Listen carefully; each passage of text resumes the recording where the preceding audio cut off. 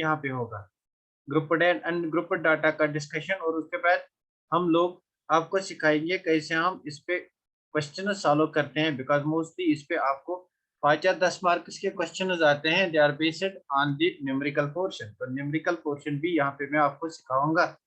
तो let us start the topic. Start करते हैं अपने टॉपिक को। आज के टॉपिक में हम डिस्कस करेंगे मीन क्या होता है, मोड क्या होता है, मीडियन क्या होता है, एवरेज क्या होता है, और उसके बाद हम डिस्कस करेंगे ग्रुप्ड और अनग्रुप्ड डाटा को हम कैसे सॉल्व करेंगे। तो स्टार्ट करते हैं अपने टॉपिक को यहाँ पे। Now let us start the topic. तो इस टॉपिक में बेसिकली हम पहले हम यहाँ पे बात करेंगे मीन की। What is meant by mean? तो मीन क्या होता है? तो बेसिकली अगर हमें मीन को डिस्कस करना है, mean is equal to sum of values, mean is equal to sum of values, sum of values divided by total number of values, divided by total number of values, total number of values। तो total number of values को हम capital N से represent करेंगे। तो इस चीज को थोड़ा सा एक्सप्लेन करेंगे। इस चीज को अगर हम थोड़ा सा एक्सप्लेन करेंगे तो हम यहाँ पे कोई डेटा लेंगे। तो हमारे पास कोई डाटा है, दैट इज 6, 9, 11, तो मेरे पास 13 है, 17 है। तो इसका मुझे अगर मीन निकालना है, what is the mean of this, तो इन सारे वैल्यूज का मुझे सम करना है, और उसके बाद number of values, how many values are there, 1 2 3 4 5, therefore n जो यहाँ पे है, n is equal to 5, number of values is equal to 5। तो इनका सम मुझे चाहिए। तो sum is equal to 6 plus 9 plus 11 plus 13 plus 17 divided by total number of values, that's 5. So this will be equal to me, this will be equal to me। तो basically अगर आप इनका सम करोगे, 17 plus 13 is equal to 30, 11 plus 9 is equal to 20, 30 plus 20 is equal to 50, that's 56 divided by 5, and this will be equal to 5 1 is are 5, 5 1 is are 5, and 5 2 are 10, 11.2 आपका यहाँ पे mean आएगा। तो यहाँ पे आपका मीन आएगा 11.2। This is how we calculate mean. So what is mean? Mean is the sum of values divided by total number of values। तो जब ये आपके पास sum of values, बहुत सारे values दिए गए होंगे, आप उनका sum ले लो divided by total number of values, that will be equal to mean। So that will be equal to mean। तो basically हम इस mean को represent करेंगे by x। अगर x से represent करेंगे, we'll write its formula, it is equal to summation of this represent sum। तो ये जो सिंबल मेरे पास है, this symbol, it's called summation, it means sum. तो it's called summation, summation means sum, summation of values. तो हम जितने भी मेरे पास वैल्यूज है, summation of which is value 1 2 3 4 5। तो let summation of values n1 plus n2 plus n3 plus n4 dash dash divided by the total number of values, that's n। or you can write summation of values x1 x2 x3 x4 divided by total value n। this will be equal to आपका, this will be equal to your mean। तो ये बराबर होगा mean के। n1 plus n2 plus n3 plus n4 को हम replace करके we can write it like this, summation of n। तो summation of n means n1 plus n2 plus n3 plus n4 divided by n। so this will be equal to mean। so ये mean के बराबर होता है। क्या ये बात आपको समझ में आ गई कि हम मीन को कैसे निकालेंगे? फॉर एग्जाम्पल मेरे पास कोई क्वेश्चन है, तो क्वेश्चन में दिया गया है the students in the class are. तो स्टूडेंट मेरे पास क्लास में है, तो 6 student, 11 student, and there are for example मेरे पास 13 स्टूडेंट्स हैं, फॉर एग्जाम्पल मेरे पास 21 है, मेरे पास 37 स्टूडेंट्स है। तो मुझे बताना है इन स्टूडेंट्स का मुझे मीन निकालना है। ये जो मेरे पास स्टूडेंट्स हैं, उन्होंने मार्क्स लाए हैं, this is student A, this is student B, this is student C, this is student D, this is student E. तो A student has got the marks, इसको मार्क्स आए हैं 6, बी स्टूडेंट्स को marks आए हैं 11, सी student को marks आए हैं 13, डी स्टूडेंट को 21 मार्क्स आए हैं, और स्टूडेंट ई को मार्क्स आए हैं 37। तो मुझे इनका मीन निकालना है। तो right, mean is equal to sum of the marks obtained, यहाँ पे 6 plus 11 plus 13 plus 21 plus 37 divided by total number of students. तो 1 2 3 4 5 divided by total number of students is equal to 5. तो यहाँ पे आप इस चीज को अगर सॉल्व करोगे, this will come out to be, तो ये कितना आएगा, 37 plus 13 is equal to 50, 21 plus 11 is equal to 30, that is 50 plus 30 86.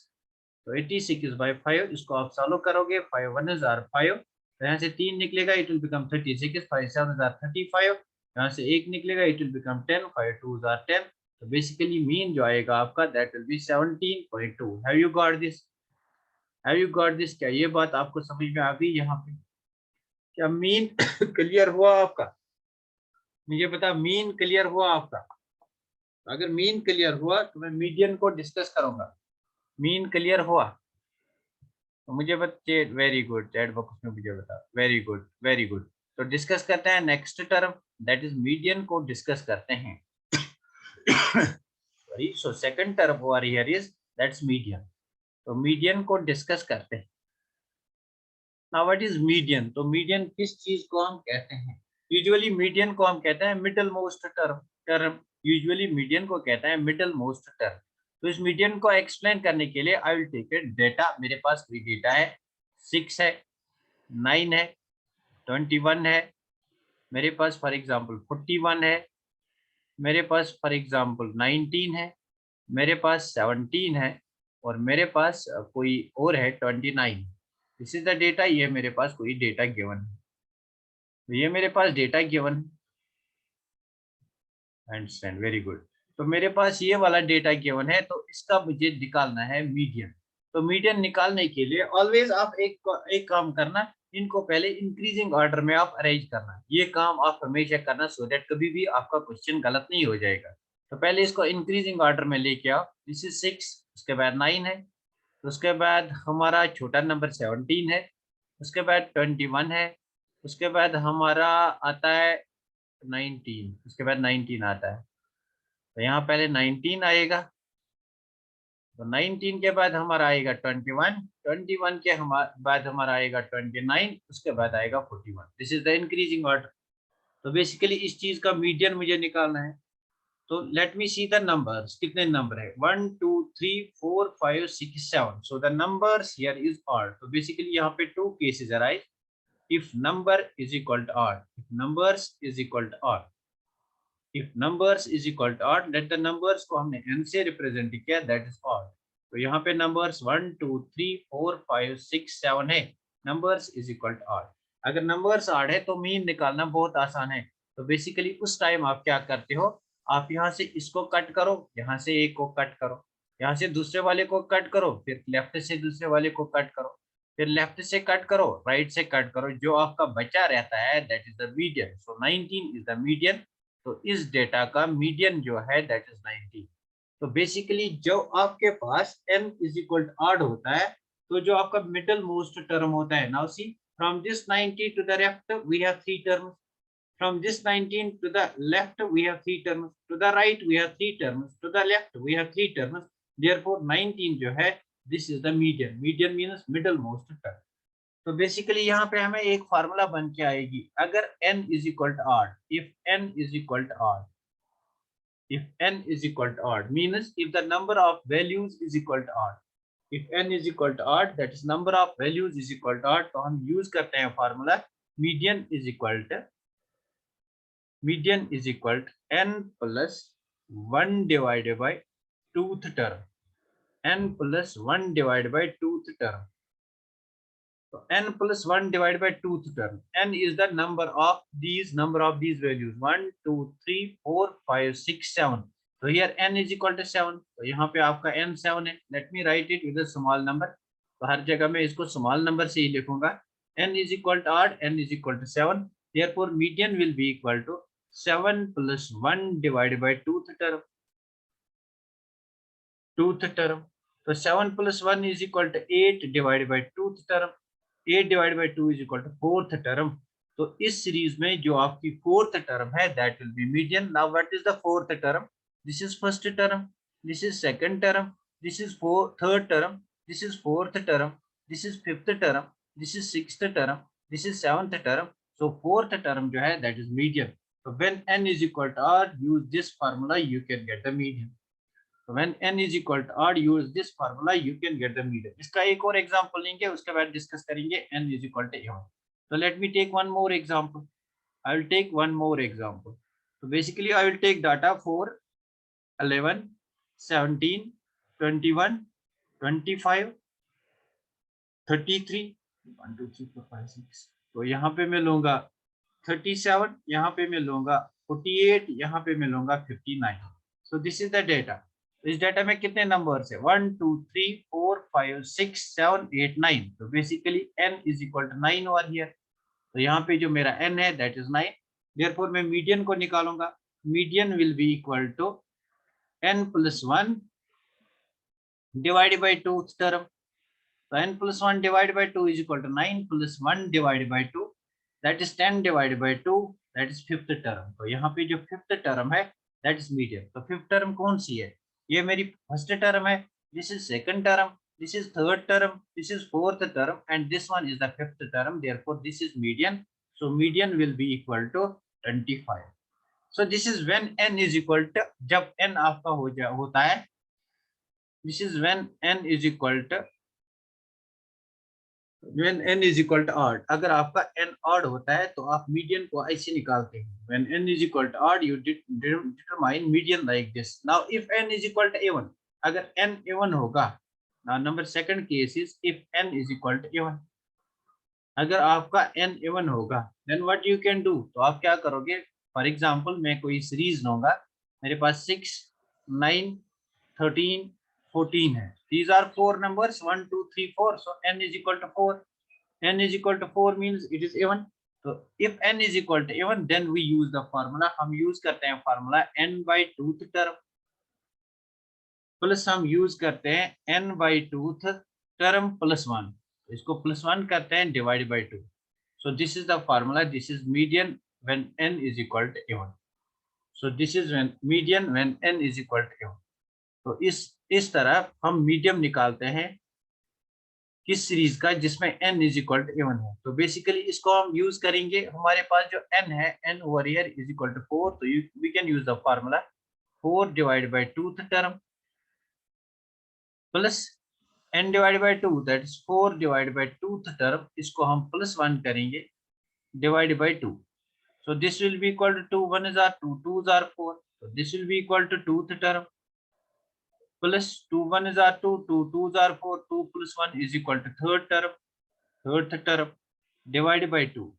So आपको सेकंड टर्म लेनी है, थर्ड टर्म लेनी है, उसको डिवाइड 2 करना है. तो आपको सेकंड टर्म लेनी है. यहाँ पे कौन सी सेकंड टर्म है? This is first, this is second, this is third, this is fourth.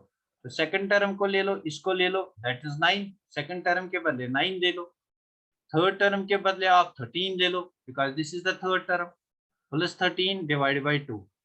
So 9 plus 13 is equal to 22 divided by 2. 22 divided by 2 is equal to 11. तो इस सीरीज का मीन जो होगा दैट्स 11. बेसिकली मीन आना चाहिए आपको, तभी आपको आगे आने वाले प्रॉब्लम आएंगे. So mean is equal to 11 over here. तो इस केस में मीन 11 है. तो क्या ये बात आपको समझ में आ गई? When n is equal to odd, n is equal to even. Now tell me guys, क्या ये बात आपको समझ में आ गई? Have you got this? Now tell me, have you got this? क्या ये बात आपको समझ में आ गई? When n is equal to odd and n is equal to even, तो कैसे निकालते हैं मीन? वेरी गुड, बहुत बढ़िया, बहुत बढ़िया. तो नेक्स्ट हम चलते हैं, मोड को डिस्कस करते हैं. नेक्स्ट में हम थर्ड पार्ट को डिस्कस करेंगे, दैट इज मोड. तो नेक्स्ट में हम मोड को डिस्कस करेंगे. Now what is mode? Mode क्या चीज होता है? मोड क्या चीज होता है?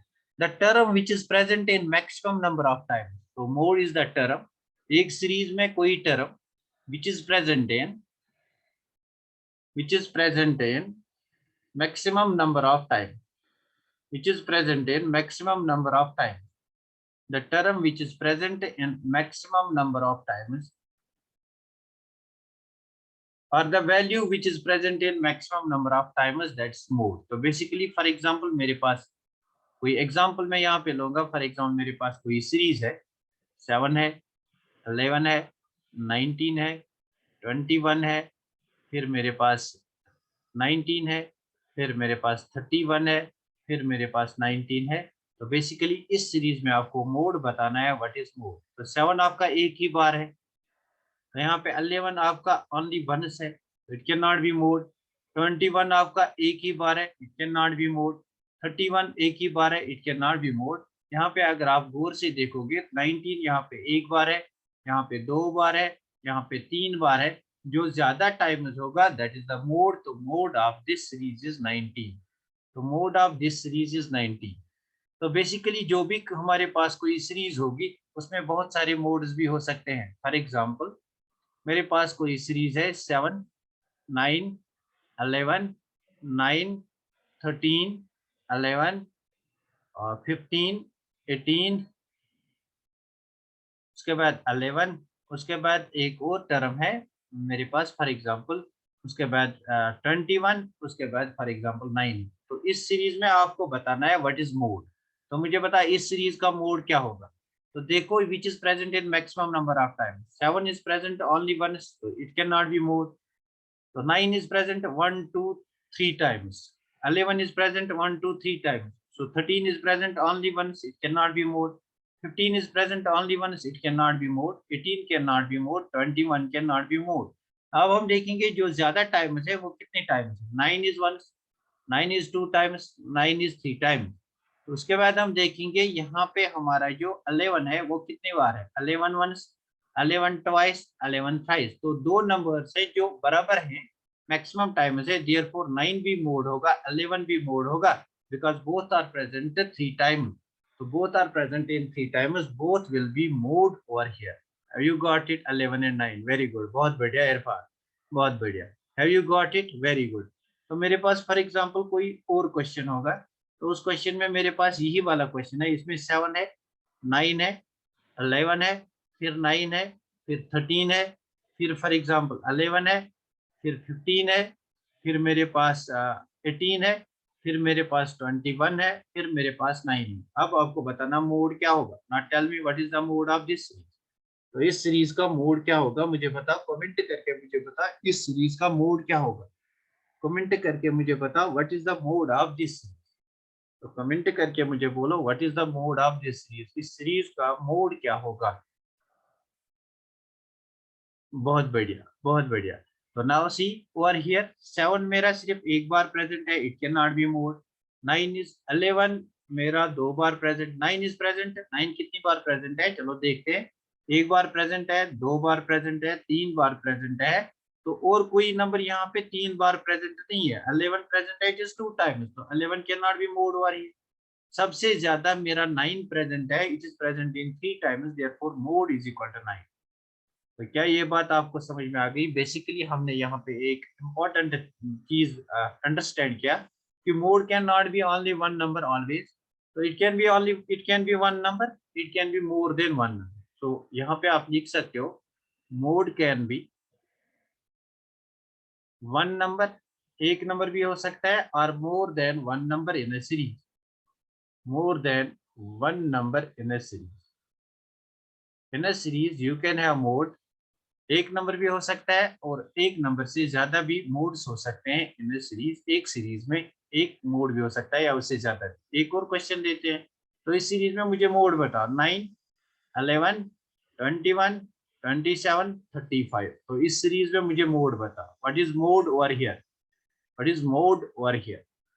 तो इस सीरीज का मुझे मोड बता यहाँ पे, what is mode in this series, इस सीरीज का मुझे मोड बता। तो इस सीरीज में कोई भी नंबर 2 बार, सिर्फ एक ही बार है, कोई भी नंबर एक से ज्यादा बार नहीं है। 9 is present only once, 11 only once, 21 only once, 27 only once, 35 only once, therefore mode of this series is 0। तो यहाँ पे हमने एक और इम्पोर्टेंट बात सीखी कि mode of the series can also be 0 sometimes. तो mode can be 0 sometimes because all the numbers are present equally. यहाँ पे कोई नंबर सबसे ज्यादा क्वांटिटी में नहीं है, देयरफॉर इसका मोड होगा 0। तो नेक्स्ट हम चलते हैं, रेंज को डिफाइन करते हैं। Will define range. अगर आपको मोड आपका, आपके कंसेप्ट जो है मोड का वो आपको क्लियर हो गया, तब मैं आपको रेंज पढ़ाऊंगा। तो मुझे कंफर्म करो जो मोड है वो आपको क्लियर हो गया, मोड आपको क्लियर हो गया, कंफर्म करके बोलो मोड क्लियर हो गया। वेरी गुड, बहुत बढ़िया, बहुत बढ़िया। अब प्रॉब्लम है इन बच्चों को, ये लेट ज्वाइन करते हैं। बहुत बढ़िया। तो रेंज को डिफाइन करते हैं। रेंज जो होता है इसको हम सिंपली आर से डिनोट करते हैं। Range is the highest value, highest minus lowest value, highest value minus lowest value in a series. जो आपका हाईएस्ट वैल्यू होगा उसको माइनस करना है विद लोवेस्ट वैल्यू से। कोई भी सीरीज हमारे पास होगा उसमें जो हाईएस्ट वैल्यू होगा माइनस आप लोवेस्ट वैल्यू करोगे। फॉर एग्जांपल मेरे पास कोई सीरीज है 9, 15, 41, 75, 84, 99। तो यहाँ पे मुझे रेंज निकालना है। तो range of this series will be equal to highest value minus lowest value. तो हाईएस्ट वैल्यू इस सीरीज में 99 का है, लोवेस्ट वैल्यू इस सीरीज में 9 का है। तो range will be equal to 99 minus 9, so it will be equal to 90. 90 will be the range of this series. बहुत बढ़िया, बहुत बढ़िया। 90 will be the range of this series.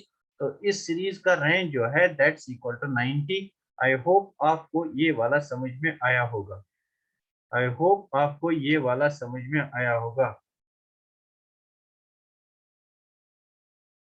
I hope आपको ये वाला समझ में आया होगा कि रेंज किसे कहते हैं। तो बेसिकली हमने यहाँ पे बेसिक पढ़ा किसका, हमने पढ़ा मीन क्या होता है, हमने पढ़ा इसके बाद मीडियन क्या होता है, उसके बाद हमने मोड को डिस्कस किया, उसके बाद हमने उसके बाद रेंज को डिस्कस किया, उसके बाद हमने रेंज को डिस्कस किया।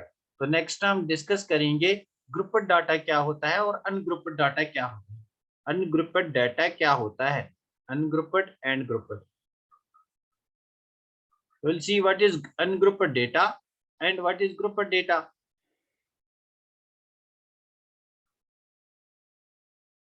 तो अनग्रुप्ड किसको कहते हैं, ग्रुप्ड किसको कहते हैं। मैं यहाँ पे दो डेटा बनाऊंगा। तो मेरे पास एक डेटा ये वाला है, मेरे पास स्टूडेंट्स है क्लास में। स्टूडेंट ए जो है उसने 5 मार्क्स लाए हैं।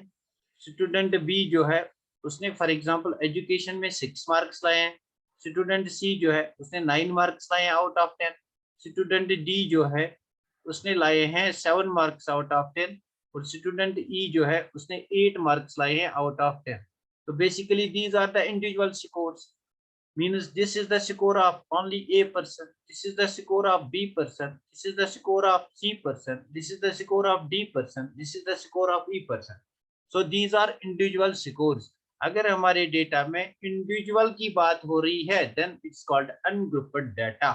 अगर हमारे डेटा में इंडिविजुअल की बात हो रही है then it's called ungrouped data. Now मैं यहाँ पे एक और डेटा बनाऊंगा। मेरे पास कुछ स्टूडेंट्स हैं 4 to 5 स्टूडेंट्स या 4 to 10 स्टूडेंट्स जिन्होंने 5 मार्क्स लाए हैं। और मेरे पास 10 to 15 स्टूडेंट्स है जिन्होंने 7 मार्क्स लाए हैं। मेरे पास 15 to 20 स्टूडेंट्स ऐसे हैं जिन्होंने 8 मार्क्स लाए हैं। तो बेसिकली यहाँ पे मैंने स्टूडेंट्स का एक ग्रुप बनाया। This is the group of students obtaining 5 marks. This is the group of students obtaining this much amount of marks, and this is the group of students obtaining this much amount of marks. तो जब भी आपके data में grouping की गई हो तो उसको हम ग्रुप्ड डाटा कहते हैं। और जब ग्रुपिंग नहीं हो, इंडिविजुअल स्कोर्स होंगे, that will be ungrouped data. Have you got it? क्या ये डिफरेंस आपको समझ में आ गई? Have you got it? क्या ये डिफरेंस आपको समझ में आ गई? तो मुझे बताया, हैव यू गॉट इट? क्या ये डिफरेंस आपको समझ में आ गई? Have you got it? Difference between grouped and ungrouped क्या होता है? Difference between grouped and ungrouped क्या होता है? ग्रुप्ड मतलब हम ग्रुप बनाते हैं। तो ग्रुप जब बनाते हैं तो उसको हम अलग फार्मूलाज यूज करते हैं, और जब अनग्रुप्ड होता है तो उस टाइम हम अलग फार्मूलाज अप्लाई करते हैं। तो बेसिकली मैं आपकी टेक्स्ट से एक क्वेश्चन लूंगा, मैं आपकी टेक्स्ट से एक क्वेश्चन लूंगा, उस क्वेश्चन को हम सॉल्व करेंगे। तो क्वेश्चन है कैलकुलेट एवरेज डिविएशन। तो एवरेज डिविएशन बेसिकली आपका मीन ही निकालना होता है फ्रॉम अनग्रुप्ड डाटा। तो दिस इज टेक्स्ट क्वेश्चन। तो टेक्स्ट क्वेश्चन में जो क्वेश्चन है, question is calculate average deviation. Average deviation, this is basically mean. Average deviation is mean, a type of mean. तो basically average deviation को हम AD से लिखते हैं। Calculate average deviation from the following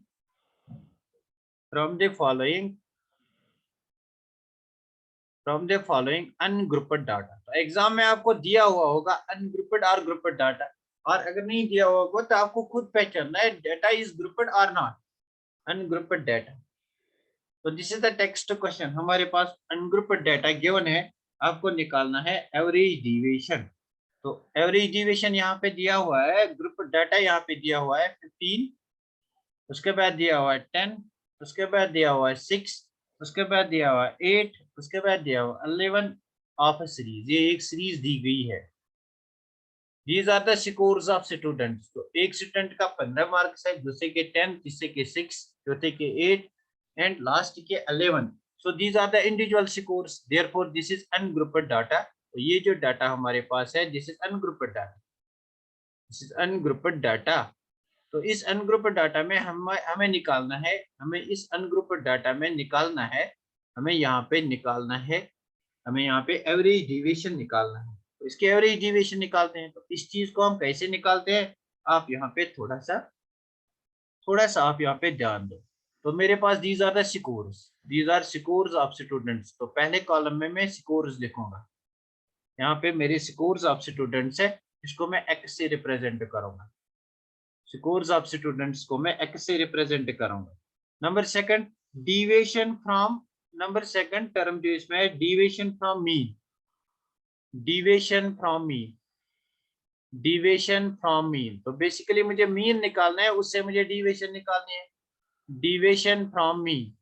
तो मीन से deviation निकालनी है, इसको हम रिप्रेजेंट करते हैं x माइनस एम से। इसको हम रिप्रेजेंट करते हैं, ये x है, x माइनस एम, एम आपका मीन है, तो इसको हम रिप्रेजेंट करते हैं x माइनस एम से। इस क्वेश्चन को आप गौर से देखना, सो दैट आगे आने वाले क्वेश्चन जो है वो आपको आएंगे। इसको हम रिप्रेजेंट करते हैं x माइनस एम से। तो यहाँ पे हम मोड ऑफ x लेते हैं। तो मोड क्या होता है, बेसिकली ये सिंपल सी चीज है, इसको मैं भी बताऊंगा आपको। तो नाउ सी यहाँ पे क्या है, मेरा दिया हुआ है, यहाँ पे जो दिया हुआ है दे आर स्कोर्स। तो यहाँ पे स्कोर है 15, नेक्स्ट में स्कोर है 10, तो थर्ड में स्कोर है 6, उसके बाद 8, उसके बाद 11। तो मुझे बता व्हाट इज n इक्वल, जो कैपिटल N है, नंबर ऑफ स्टूडेंट्स है वो कितना है, 1 2 3 4 5। सो n इज इक्वल टू 5। तो n यहाँ पे 5 है, अगर n 5 you can determine mean. Mean is equal to sum of these scores, that's 15 plus 10 plus 6 plus 8 plus 11 divided by 5। तो इस चीज को आप निकाल सकते हो। यहाँ पे अगर आप निकालोगे इसको, 15 plus 10 that is 25, 25 plus 6 31, 31 plus 11 that's 40, 48 divided by 5। so 15 plus 10 plus 6, 15 plus 10 is 25, 20 plus 6 is this will be equal to 15 plus 10 is 25, 31, 31 plus this is equal to will be equal to, तो यहाँ पे इसको हम करेंगे 1 8 1 9 9 6 15, 15 plus 5 20, so this will be equal to 50, 50 divided by 5, so this will be equal to 5 10 is 50, this will be equal to 10। तो m यहाँ पे आपका 10 है, ये आपका x है। तो डिविएशन निकालनी है x माइनस m, तो यहाँ पे निकालो x minus m, x minus m will be equal to, x आपका यहाँ पे 15 है, तो m यहाँ पे आपका सबका निकला 10, 15 minus 10 it's equal to 5। तो सिमिलरली यहाँ पे निकालो, x is 10, m आपका 10 है, 10 minus 10, तो यहाँ पे निकालो x minus m, it will be equal to 10 minus 10, that will be equal to 0। तो यहाँ पे निकालो, x आपका 6 है, m आपका यहाँ पे x 6 है, और m आपका यहाँ पे 10 है, 10 minus 10 plus 6 it is equal to minus 4। so this will be equal to minus 2 and this will be equal to plus 1। तो अब मोड निकालना है। मोड में एक्चुअली क्या होता है, जो आपके नेगेटिव टर्म्स होते हैं, mode of -5 is equal to, अगर इसका मोड निकालेंगे it will be equal to +5। जो नेगेटिव टर्म्स है वो पॉजिटिव बन जाते हैं, तो 5 से 5 ही बनेगा, 0 से 0 ही बनेगा, 4 से 4 ही बनेगा, -2 से +2 बनेगा, दिस इज माइनस, तो +1 से +1 ही बनेगा, +1 से +1 ही बनेगा। तो यहाँ पे हम summation of mode of x निकालेंगे, मीन्स इनका सम करेंगे, 5 + 4 9, 9 plus 2 11, 11 plus 1 it's equal to 12. Now average deviation जो होता है, average deviation it is equal to summation of mode of x divided by n. Now you know that what is summation of mode of x? It is 12 divided by n. What is n equal to? n यहाँ पे आपका 5 है. So it comes out to be 5 2s are 10, 2.4. तो यहाँ पे जो आपका answer होगा इस ग्रुप डाटा का एवरेज डिविएशन जो होगा दैट इज 2.4. क्या ये बात आपको समझ में आ गई? मुझे बताइए ये वाला क्वेश्चन आपको समझ में आ गया? मुझे बताइए ये वाला क्वेश्चन आपको समझ में आ गया? Have you got this type of the question? क्या ये क्वेश्चन आपको समझ में आ गया? Very good. तो बेसिकली हमने यहाँ पे सीखा. Very good. Explain these data.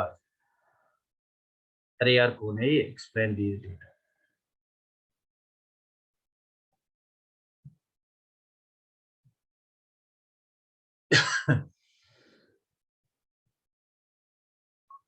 Yes sir. अच्छा ये सर एक्सप्लेन. तो यहाँ पे हमने सीखा आज एवरेज डिवीजन को हम कैसे निकालते हैं. How can we determine average deviation. तो ये बात आपकी समझ में आ गई. क्या आप ऐसा क्वेश्चन सॉल्व कर सकते हो?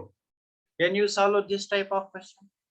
Can you solve this type of question? क्या आप ऐसा क्वेश्चन सॉल्व कर सकते हो जहाँ पे अनग्रुप्ड डेटा होगा और आपका वहां पे निकालना होगा average division. Can you determine ungrouped data में अगर आपको एवरेज डिवीजन निकालनी है तो आपको बेसिकली ये वाली फार्मूला याद रखनी है.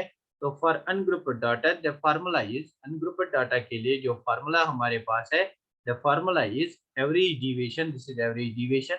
The formula is average deviation is equal to summation of mode of x divided by n. Now what is mode of x? Negative को पॉजिटिव बनाओ, that's mode of x. Positive positive ही रहेगा, negative को positive बनाओ, that's mode of x. तो ये वाली formula आज के लेक्चर पे आपको याद रखनी है. Average deviation is equal to summation of mode of x divided by n. उससे पहले आपको मीन निकालना है यहाँ पे. आई होप ये बात आपको समझ में आ गई होगी. तो नोट डाउन करो इस फार्मूला को. अगर अनग्रुप्ड डेटा होगा तो आपको ये वाला कंसेप्ट अप्लाई करना है. अगर ऐसा कोई भी क्वेश्चन आएगा आपको ये वाला क्वेश्चन आना चाहिए. आपको ये वाला क्वेश्चन आना चाहिए. यहाँ पे मेरा n इक्वल टू 5 है. यहाँ पे summation of x equal to 12 है. तो यहाँ पे मेरा AD निकला. AD कम आउट भी 2.4. ये फार्मूला लगा के AD मेरा 2.4 बन गया. तो ये फार्मूला निकाल के मेरा AD बन गया 2.4. मुझे लगता है you might have got this. आपको ये वाला क्वेश्चन अब आएगा. यू कैन नाउ एक्सप्लेन तो anyone this type of question. किसी को भी आप पढ़ा सकते हो ये वाला question. That's why basic lecture जो था दैट्स इंपॉर्टेंट है. तो अब जो बच्चे इसके बाद ज्वाइन करेंगे उनको प्रॉब्लम हो जाएगी. तो आज का लेक्चर हम यहाँ पे स्टॉप करेंगे. नेक्स्ट लेक्चर जो होगा उसमें हम डिस्कस करेंगे ग्रुप डेटा. उसमें हम ग्रुप डेटा को डिस्कस करेंगे. एंड अपने फ्रेंड से कहो कि आपके क्लासेस लग गए हैं so that we can have lot number of students. तब मजा आता है क्लास लेने में. ऐसे नहीं चलेगा. So we are going to stop it over here.